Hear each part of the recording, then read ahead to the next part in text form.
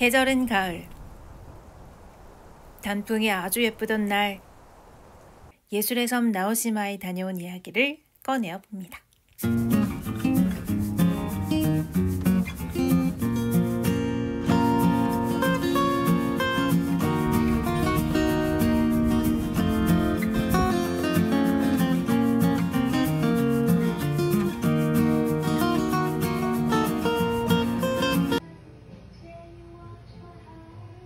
일본 시코쿠 가가와현 다카마스시의 한 선술집입니다. 나오시마로 배를 타고 가기 전날 저녁 거쳐간 다카마스. 파파고를 이용해서 어떻게든 맥주와 하이볼 그리고 몇 개의 야끼도리를 주문해 고픈 배를 채워봅니다. 밤 산책도 하고는 싶었지만 이미 늦은 시간이기도 했고 내일을 위해 숙소로 돌아와 씻고 휴식을 취했습니다. 일어나자마자 서둘러 준비를 하고 다카마스항에 아침 8시 배를 타러 나가봅니다. 빨간 두트무늬의 배가 무척 귀엽습니다.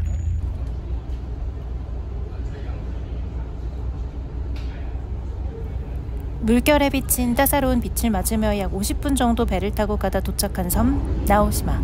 구사마야요이의 빨간 호박이 우리를 반겨줍니다.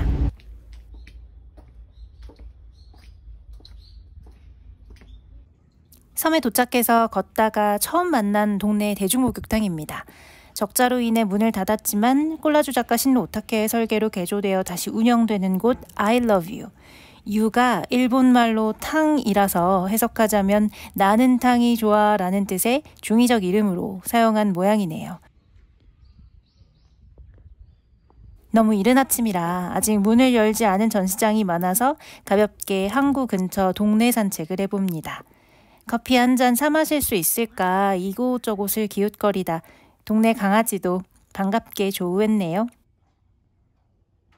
섬에서 숙소가 있는 다카마스로 돌아가는 배가 오후 5시라 시간이 많지 않은 저는 오전은 섬의 동쪽으로 가서 집보건 프로젝트가 있는 혼무라 지역을 둘러보고 오후는 섬의 남쪽으로 내려와 베네스하우스 뮤지엄을 시작으로 박물관 지구를 열심히 다닌 후에 오후 4시경 버스를 타고 섬의 북서쪽인 이곳 미야오누라 항구로 돌아오겠다는 치밀한 계획을 세웠습니다. 걷다가 이런 아침달도 만났고요. 평범해 보이는 이 버스 정류장도 건축가 세지마 가주요가 설계했답니다.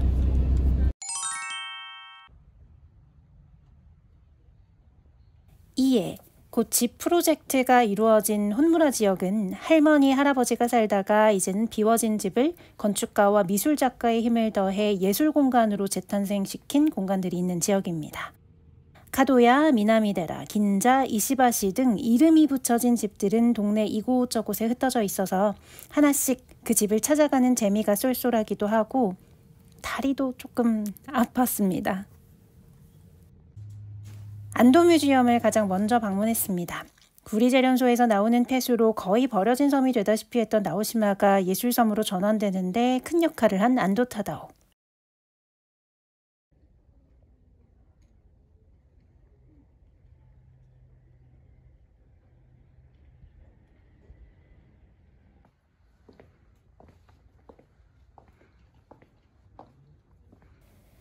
이해 프로젝트의 첫 작업으로 1998년 완성된 카도야, 마을 주민 125명이 참여한 타초미야지마의 작품이 있습니다. 주민이 각각 맡은 125개의 LED 숫자는 저마다의 속도로 카운팅됩니다.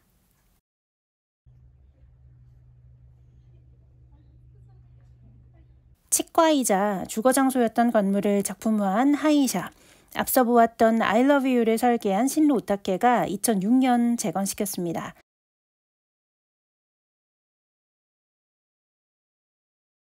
조각이나 회화, 스크랩 등 다채로운 스타일로 꾸며진 곳입니다. 앙증맞은 그림에 이끌려 들어간 이곳은 현미밥과 제철 채소 그리고 된장국을 내는 곳이었습니다. 밥, 국, 반찬이 모두 완벽하게 맛있어서 아주 만족스러운 식사를 마칠 수 있었습니다. 이 집 역시 90년이 넘은 가옥이라고 하네요. 햇살이 아주 따스히 들어오던 공간이었어요.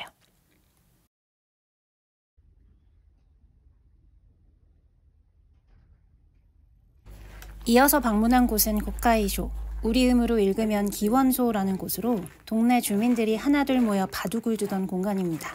식물 조각가 요시히로 스다의 동백이라는 작품이 전시되었죠. 처음 이해 프로젝트가 시작될 때 동네 주민들은 프로젝트가 본인들과는 별 상관없는 일이라고 생각했다고 합니다. 하지만 낡은 집이 예술공간으로 재탄생하는 것을 목격하자 주민들은 나서서 골목에 꽃장식을 하자거나 쓰레기를 잘 줍자는 등 섬을 가꾸는 데에 신경을 쓰기 시작했다고 합니다. 그야말로 100년, 200년 된 집과 골목에 활기가 되찾아진 것이죠.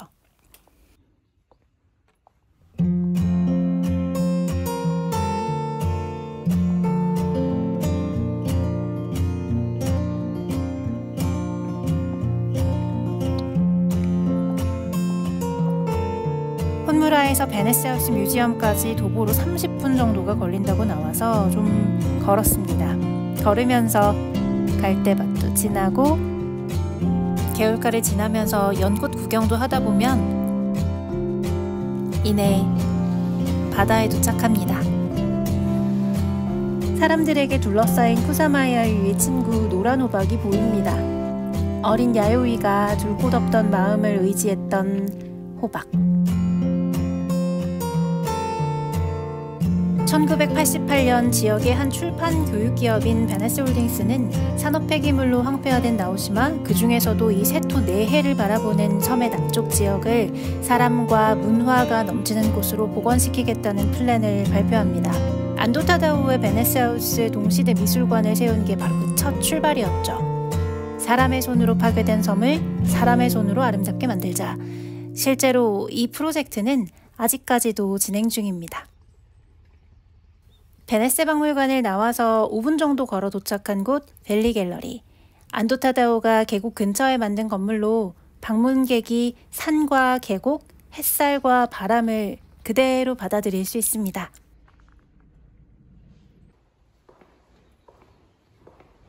점성술사의 수정구슬과 비슷한 크기의 공들의 건축과 풍경, 관람객의 이미지가 반복적으로 반사됩니다. 1966년 베니스 비엔날레에 초청받지도 못했던 쿠사마야요이가 이탈리아관 근처에서 2유로씩 판매해 스캔들을 일으켰던 그 은색공, 나르시스 정원입니다. 이어서 방문한 곳은 자연과 작품, 건축, 그리고 사람이 하나 된 듯한 이우한 미술관입니다. 작가의 평생의 모토답게 그의 작품이 다리가 되어 자연과 사람을 연결하는 듯 했습니다.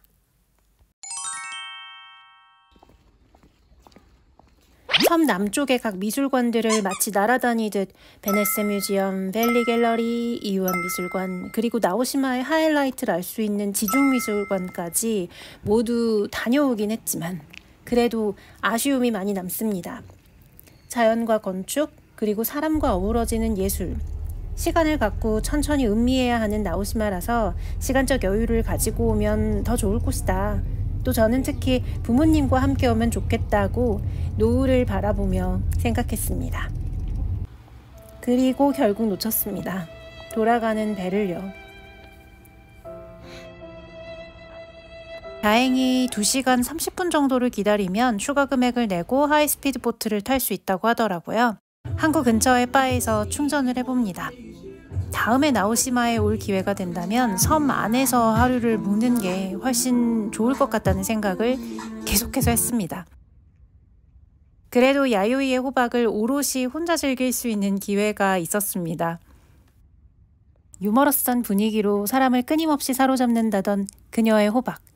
쿠사마 야요이는 호박 덕분에 살아낸다고 했습니다.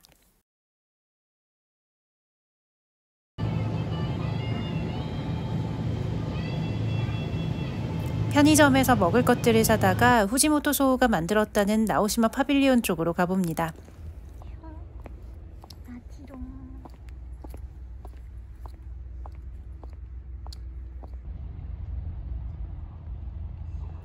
저 말고도 먹을 것을 사와서 항구에 앉아 시간을 즐기는 외국인들이 꽤 있었습니다. 떠다니는 섬을 연상시키는 파빌리온으로 27개의 섬으로 이루어진 나오시마의 28번째 섬이라는 의미라고 하네요.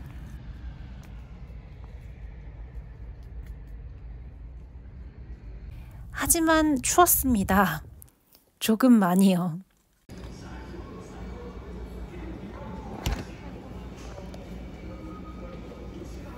불안해서 한참 먼저 항구에 가 있었는데도 살짝 헤맸더랬죠.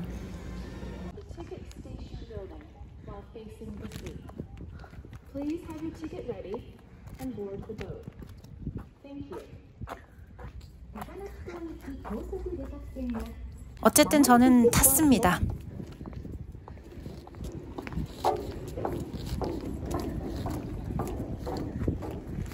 배 이름이 굉장히 믿음직했습니다.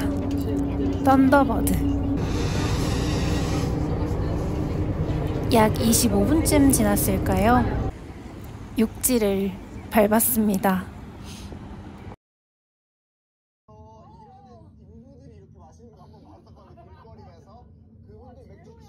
무사히 다카마스에 도착해서 씻고 앉아 저녁을 먹었습니다. 달걀말이도 먹었고요. 후식을 즐겼습니다. 그렇게 다음날 일본에 왔으니 공항으로 가기 전 점심으로 라면도 먹어줍니다. 우동이 유명하다고는 하는데 제가 우동을 별로 안 좋아해서요. 공항 버스를 타러 가는 길에도 현금이 없어서 앞에 계시던 한국분께서 도와주셨습니다. 이 자리를 빌어 진심으로 감사의 말씀을 전합니다. 그리고 저는 돌아갑니다. 저를 기다리는 혹은 기다릴지 모를 고국으로요. 시간이 아무래도 짧았지만 정말 알차고 뜻깊은 여행이었습니다. 로이스 초콜릿과 우동을 양손 가득 사들고 돌아온 고국에서 친구들을 만나 맛있는 음식을 먹으며 남은 가을을 만끽했습니다.